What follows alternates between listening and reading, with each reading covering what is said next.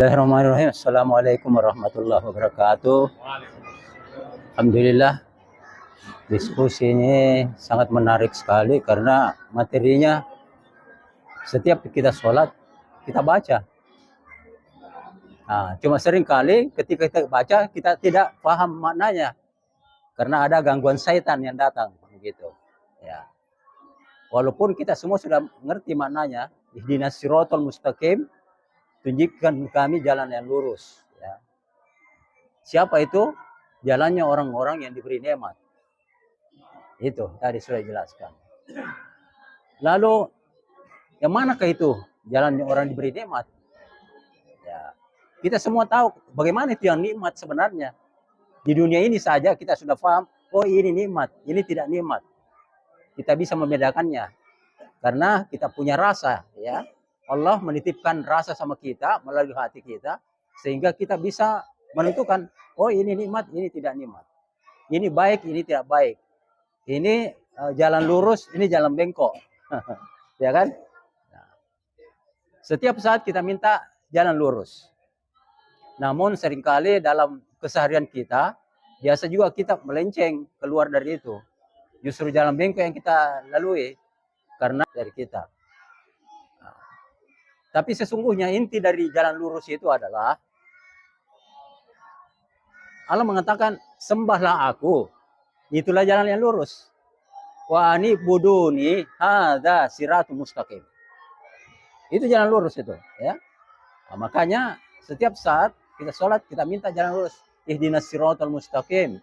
Karena kita ini sebagai hamba tidak mempunyai kekuatan untuk menuju ke sana. Oleh karena itu kita minta sama Allah agar supaya ditunjukkan jalan itu. Ya. Tapi Allah mengatakan, loh, saya sudah bukakan kamu semua rahasianya di Al-Quran. Tinggal kamu baca, kamu patuh sama Al-Quran. Nah, jadi itulah pentingnya bahwa jalan lurus itu adalah orang yang taat pada perintah Allah, yang menjauhi larangan-larangannya, itu jalan lurus. Ya. Sayang sekali terlalu luas tadi bahasannya, ya. Saya ingin sebenarnya lebih detail lagi. Yang mana sebenarnya itu jalan lurus. Ya. Tapi bagus juga karena ini bisa dilakukan ayat menjelaskan ayat. Ya. Ada baiknya juga. Cuma sebagai satu kajian, bagusnya itu meruncing ini begini. Lebih in-depth, ya, mendalam. Begitu anunya. Sehingga setiap kita bisa bicara sesuai dengan apa yang kita alami. Kita mengetahuinya. Dan apa jalan lurus itu banyak sekali, luas sekali pengertiannya. Mengajak orang pergi ke masjid salat berjamaah juga jalan lurus itu. Artinya jalan diridhoi oleh Allah Subhanahu Wa Taala. Kita dapat pahala. Ya itu kan petunjuk-petunjuk dari Allah Subhanahu Wa Taala. Karena kita sebagai manusia punya banyak keterbatasan, ya. Karena gangguan-gangguan setan itu. Kita selalu berangkat ke masjid tapi gangguan setan ada. Jangan dulu. Ada ini yang penting, ada yang penting itu. Nah, itulah. Jadi saya setuju dengan Pak Nur tadi, bukan berarti bunuh dirimu. Maksudnya kendalikan emosimu dan bagaimana kamu bisa mengendalikan dirimu sendiri. Nah, itu. Jadi membunuh hawa nafsu itu yang pokok. Bagaimana caranya kita lakukan. Jadi tidak ada pertanyaan, hanya ya sekedar berbagi saja, ya. Iya. Terima kasih. Assalamualaikum warahmatullahi wabarakatuh. Jadi kita tadi kepingin jalan yang lurus. Ihdinas siratal mustaqim. Jalannya para nabi, syuhada, siddiqin, dan orang-orang yang soleh. Jalannya para nabi itu apa? Jalannya para nabi itu apa? Ya. Jalannya para nabi itu dia mengajak orang untuk taat kepada Allah Subhanahu Wa Taala dan taat kepada dia, ya, taat kepada Allah dan taat kepada Rasul. Dan itu sudah disampaikan dalam surat wal asri sebenarnya, ya, wal asri, ya, kita beriman, kita beramal soleh, kita saling mengingatkan, watawasau bil haqqi, dan kita saling mengingatkan juga dalam kesabaran. Itu yang lengkapnya sebenarnya. Itu yang lengkapnya sebenarnya. Sebab kalau hanya beriman dan beramal soleh, baru untuk kita. Terus untuk orang lain apa? Kita ingatkan pada kita ingatkan pada kebaikan ya, kita ajak, dan juga pada kesabaran. Itu jalannya para nabi, jalannya umatnya hanya itu, iman dan amal soleh. Tapi kita ini masalahnya umatnya nabi, umat nubuah, Herun umat terbaik ya. Umat terbaik kalau kita menjalankan itu tugas nabi. Kalau kita menjalankan tugas nabi, maka kita bergabung dengan 124.000 nabi, 313 rasul untuk membawa nur, cahaya. Cahaya apa? Untuk mencegah orang ini dari kegelapan. Ya, itu sebenarnya. Itu jalannya orang-orang yang soleh. Para nabi begitu. Para siddiqin juga begitu. Para syuhada juga begitu. Apa yang dibikin para syuhada? Kurus jihad fisabilillah, mengajak orang untuk takwa. Begitu juga jalannya orang-orang yang soleh. Jadi kalau kita mau selamat sebenarnya, kita harus mengambil keempat itu jalan. Ya, kita beriman, amal soleh, kita mengajak juga orang. Ya, kemudian kita harus sabar. Supaya apa? Supaya kita ini sama dengan ini keempat orang ini. Tidak bisa hanya setengah, tidak bisa. Kalau hanya setengah kita rugi. Kalau hanya iman, amal soleh hanya untuk diri kita saja. Lalu untuk tetangga kita bagaimana? Toh? Orang-orang lain bagaimana? Sebab begini, kalau ada orang melakukan kemungkaran, baru kita diam saja, maka kita termasuk juga melakukan kemungkaran. Ada orang tidak sholat di sana, kita diam saja. Padahal ini orang yang melakukan kemungkaran, sebenarnya dia tidak sadar, dia sedang berjalan menuju jurang. Jurang apa? Jurang neraka. Makanya kita harus ingat, jangan kok. Bahaya nih kalau kau tidak beriman, tidak beramal soleh, bisa-bisa kau nanti masuk. Maka kita harus ingatkan. Supaya apa? Supaya kita bisa mengikuti jalannya Nabi, membawa juga nur, membawa cahaya. Tuh, orang-orang yang dari kegelapan itu. Warahmatullahi wabarakatuh. Saya hanya ingin bertanya sama Pak Ustadz saja. Bagaimana umat-umat sebelum adanya Al-Quran, karena kita Islam sudah ada pedoman, petunjuk untuk jalan yang lurus. Nah, bagaimana terhadap umat Nabi Ibrahim, Nabi Musa, dan Nabi-Nabi lain? Ini bagus sekali tanggapannya, dan semua tanggapan ini adalah benar, menjurus ke situ. Apa yang dimaksud dengan jalan yang lurus? Jalan yang lurus yaitu kita mengikuti perintah Allah sesuai surat Al-Baqarah ayat 131, 132, 133. Di mana Allah berfirman, "Hei Ibrahim, berserah dirilah." Ibrahim mengatakan, "Saya berserah diri ya Allah kepada beserta semesta alam."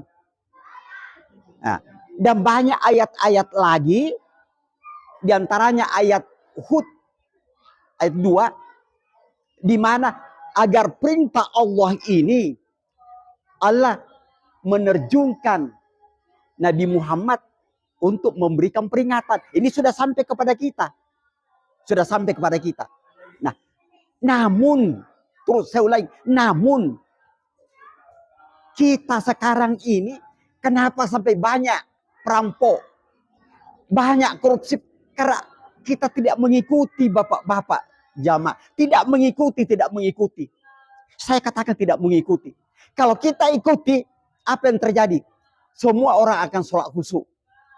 Takut mencuri, takut korupsi. Karena takut kepada Allah. Karena tidak mengikuti. Ya beginilah jadinya. Jadi agar kita kan inna lillahi wa inna ilaihi raji'un. Kita berasal dari Allah. Ketika Allah meniupkan ruhnya masuk ke badan kita pada saat usia 4 bulan. Pada saat itu kedua mata kita masih suci. Dan di sini kita akan kembali kepada Allah. Kalau kau mau kembali kepada Allah, harus dalam keadaan suci, bersih dari dosa. Ini. Nah, kita ini masih mata satu. Terus terang. Surat Al-Isra ayat 72. Barang siapa yang buta mata hatinya di dunia, lebih buta pula mata hatinya di akhirat kelak. Dan dia tidak akan melihat kebenaran. Andai kata dia sholat khusyuk, tidak bakalan korupsi, tidak. Karena takut kepada Allah. Itulah contoh para sahabat-sahabat. Karena dia mengikuti Rasulullah. Kita sudah sampai peringatan Rasulullah, tapi kita tidak ikuti. Terus terang. Umatnya sebelum Quran katanya. Ya. Umat sebelum Quran. Bagaimana dengan umat sebelum Nah, sebelum Quran? jadi begini, semua Alkitab yang dari Allah, semua itu adalah kebenaran. Hanya Al-Quran ini dilengkapi. Ya, karena itu ada hubungannya semua. Sejak pertama Nabi Adam alaihissalam, agama yang diturunkan oleh Allah adalah agama tauhid. Mengesahkan Allah. Jadi tahukah Al-Quran dibuat untuk apa? Untuk kita. Allah menciptakan kita.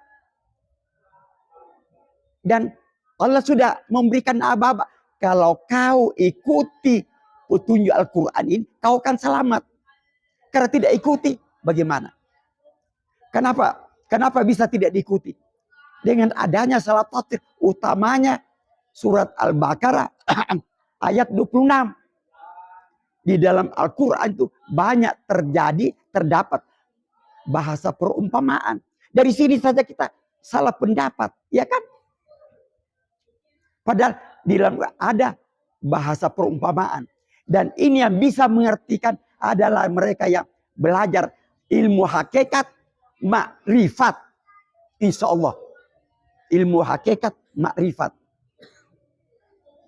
Dan orang-orang yang sudah selamat tiba di sisi Allah, semua yang mengamalkan hakikat makrifat. Para orang saleh, para nabi. Ini Bapak sekalian. Tapi karena kita ini belum mengamalkan, makanya itu mumpung masih ada waktu. Kalau saya ini baru 3 tahun mempelajari Bapak-Bapak sekalian. Tapi syukur alhamdulillah. Saya banyak perubahan-perubahan yang saya alami. Utamanya kalau dulu itu jiwa saya ini mungkin hijab saya tebal dulu. Tebal. Kalau tebal itu bagaimana? Banyak saya kasih jalan mobil. Ada sampah sedikit. Tidak ada yang lihat. Buang saja. Itu. Jadi kalau orangnya mata hatinya buta, Allah tidak akan memperlihatkan. Makanya itu kita usahakan agar hati kita lembut. Lembut. Allah akan memberikan. Kenapa sampai Imam Al-Ghazali pada saat dia menulis ada lalat yang minum tintanya, kenapa tidak sampai dia bunuh lalat itu? Tapi dia, wah, ini kan makhluk Allah. Coba kalau kita seperti kita ini yang masih tertutup mata, wah lalat ini berapa? Jadi memang setiap hari kalau hati kita sudah lembut, insya Allah Allah membisiki. Sama juga pejabat. Kalau pejabat itu hatinya sudah lembut, Allah membisiki. Ada pembangunan sekolah. Ini untuk kepentinganmu sendiri. Jangan kau korupsi. Dia akan jaga. Akibat karena hatinya sudah keras, sudah berkarat, disebabkan banyak dosa, itulah. Jadi makanya itu, sekarang mumpung kita hidup Bapak sekalian, usahakan agar dosa-dosa kita lunasi dengan cara berbuat baik, berbuat. Jadi saya selama 3 tahun Bapak sekalian, saya memang berdoa setiap pagi saya bangun, ya Allah, kira-kira hari ini doa, kira-kira perbuatan baik apa yang saya bisa lakukan ya Allah. Termasuk tadi pagi Bapak sekali. Tahukah perjalanan saya hari ini Bapak sekalian? Masih pagi-pagi saya sudah bangun. Saya mampir di tikungan di Jalan Dentata beli kue. 20.000. Baru saya baru saya bawa ke Pantai Indah Bosowa. Ayo kita makan. Betapa bahagianya kita melihat orang makan dari anu kita ini. Ini tidak seberapa. Jadi pesan dari Imam Al-Ghazali, berbuat baiklah tiap hari. Sekecil apapun ketemu dengan orang, tersenyum, insya Allah kita punya hijab ini itu akan terkikis. Lebih banyak lagi terkikisnya kalau kita selesaikan masalah orang. Misalnya ada seseorang terlilit hutang, Bapak sekalian selesaikan, insya Allah itu lebih banyak terkikis. Jadi dengan kata lain, sisa hidup kita ini, bagaimana caranya agar hijab kita ini pembatas dengan ini kita kikis. Nah, setelah hijab kita sudah tipis, baru kita menyepi. Sama dengan Rasulullah masuk ke gua, berzikir kepada Allah agar mata hati kita bisa terbuka, bisa melihat kembali. Insya Allah Bapak sekalian, apa yang saya ini sesuai, ini ilmu yang saya ilmunya Imam Al-Ghazali, dan beliau itu sampaikan sesuai dengan apa yang beliau praktekkan itu. Insya Allah Bapak sekalian, kita akan bisa selamat. Mumpun masih ada waktu. Saya terima kasih. Wassalamualaikum warahmatullahi wabarakatuh.